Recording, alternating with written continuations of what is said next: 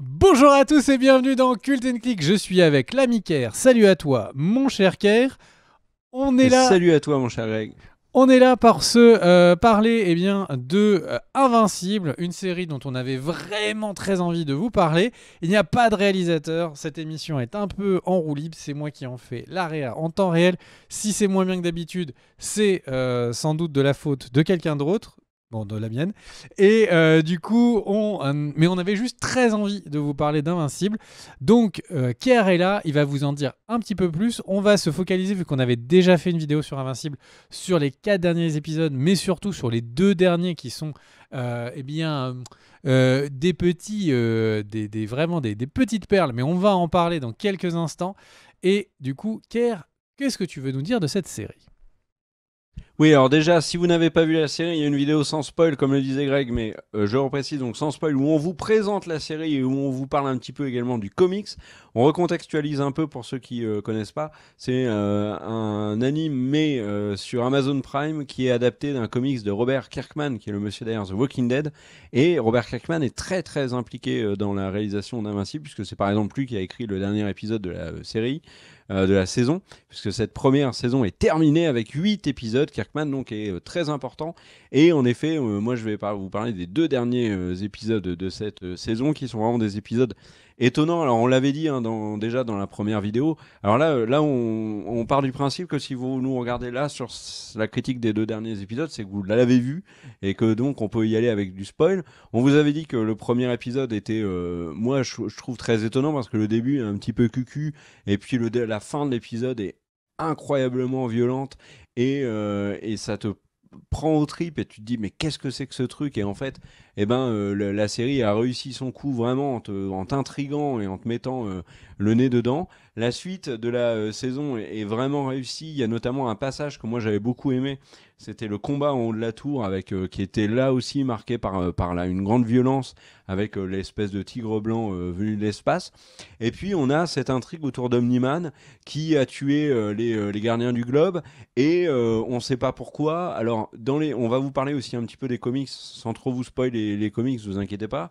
Mais globalement, la révélation arrive à la fin du tome 2, donc il y a quand même une vingtaine de tomes, donc on voit que, comme sur The Walking Dead, la série, en fait le comics va beaucoup plus vite que la série animée, et la série tout court pour The Walking Dead.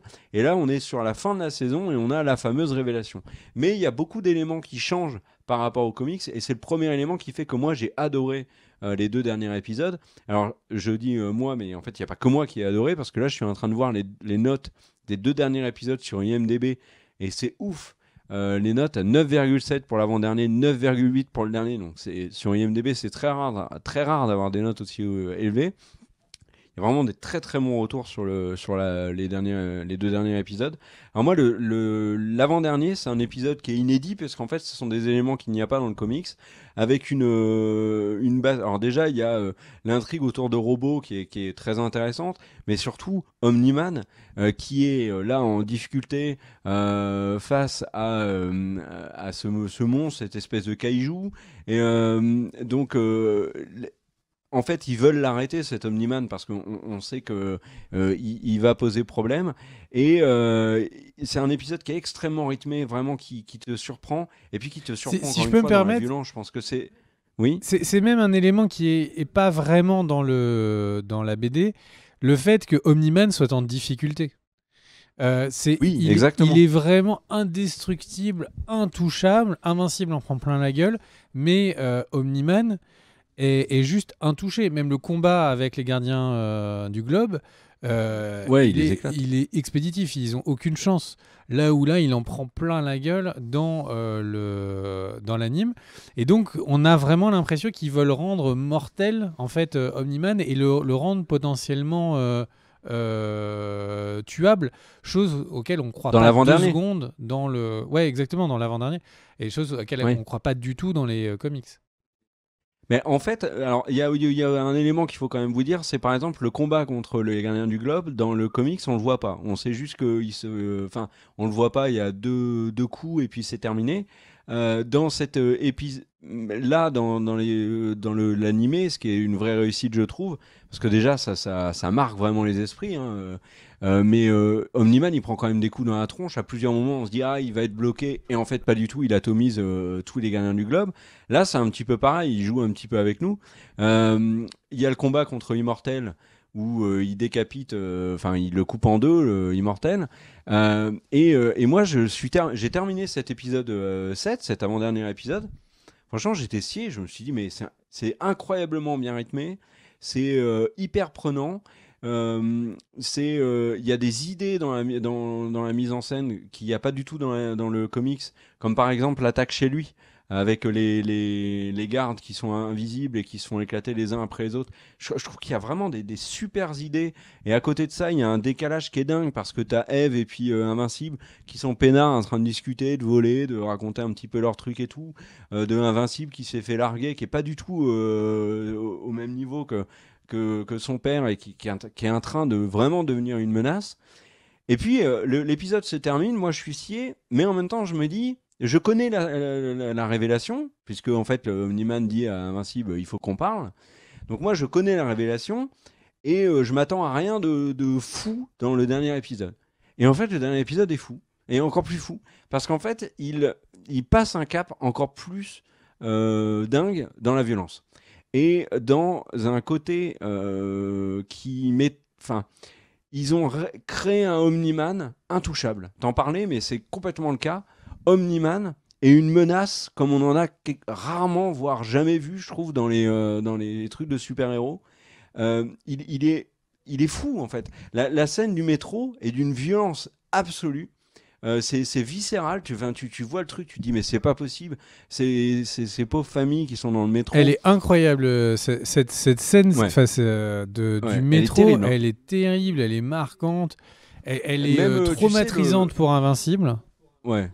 Enfin vraiment, Mais elle est tu sais, incroyable. quand il essaye de sauver la maman avec l'enfant, là, même cette scène-là, hein, elle est... Et au milieu de ça, il y a Omniman qui est d'une violence absolue, qui pourrait massacrer Invincible quand il le veut, et on le comprend bien, et qui, pour la suite de la série, te fait comprendre que bah, là, ils ont un sérieux problème, parce qu'ils peuvent faire à peu près ce qu'ils veulent.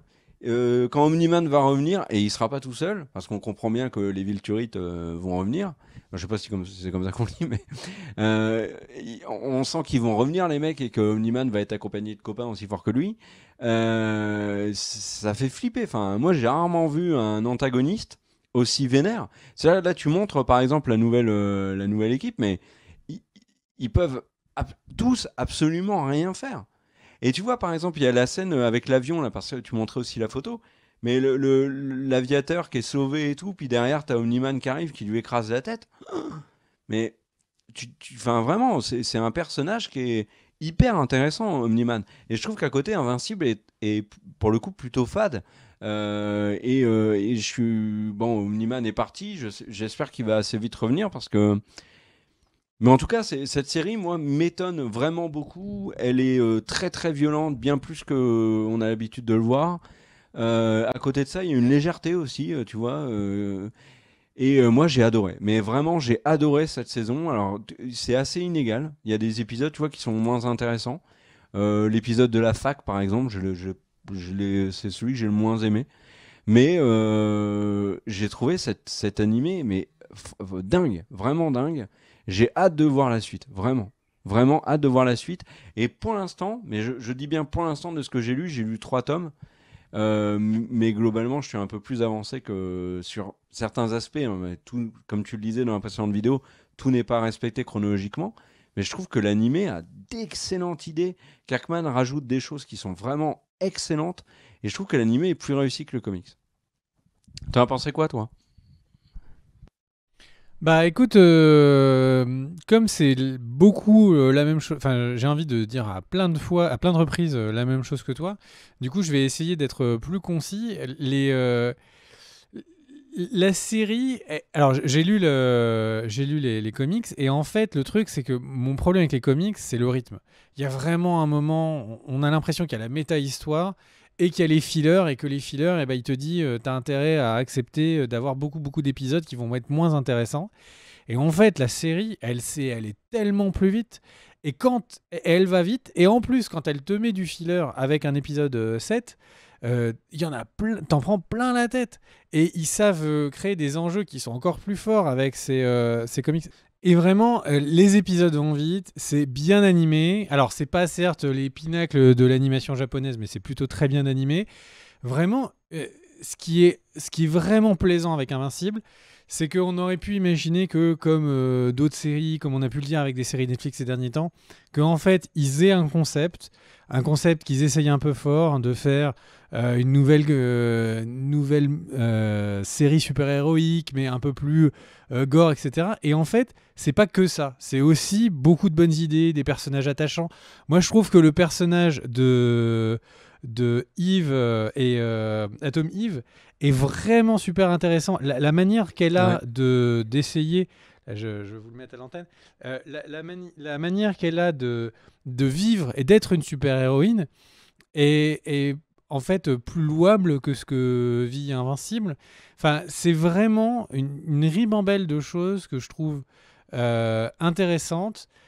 L'impression qu'il y a que quand même on va risquer d'arriver dans le monde de l'âge adulte, des compromis, d'accepter que les cyborgs sont faits par quelqu'un qui a tué des gens qui vont être dans la même unité, en tout cas dans la même équipe que lui. Enfin, on a des choses la série, elle en a encore plein sous le coude, et c'est ça qui est vraiment plaisant. Et c'est pour ça que cette fin d'épisode 8, ils nous ont mis autant de choses qui étaient des clins d'œil pour la suite, parce que vraiment, on sent que la série, elle veut et elle peut nous proposer beaucoup, beaucoup de choses.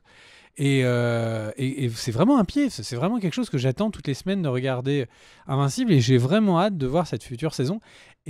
Et t'en as pas parlé, mais le doublage, ils ont mis vraiment un max de pognon sur la table sur le doublage, et vraiment, c'est mérité. Enfin, c'est pas que c'est mérité, c'est que on a une série qui du coup a des ambitions. Enfin, J.K. Simmons est excellent Omni-Man. On a, alors je massacre à chaque fois son nom, mais Mahershala Ali en patron de la pègre, qui est excellent. En plus, il y avait le son sur I Am the King, machin derrière. Je trouve que c'était vraiment... Enfin, pour le coup, ils ont rendu le personnage extrêmement charismatique.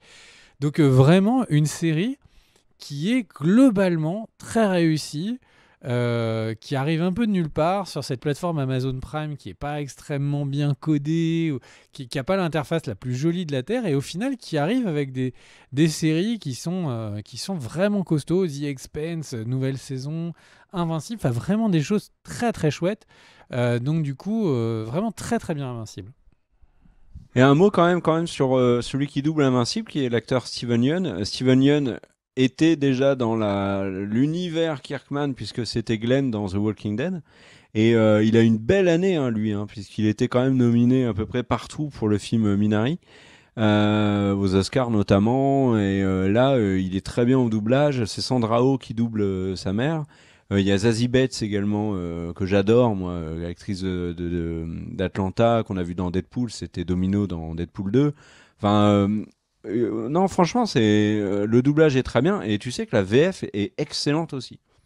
Donc, je tiens à le souligner. Moi, j'ai vraiment gros kiff Invincible. Hein. Si vous l'avez pas, enfin non, vous avez pas.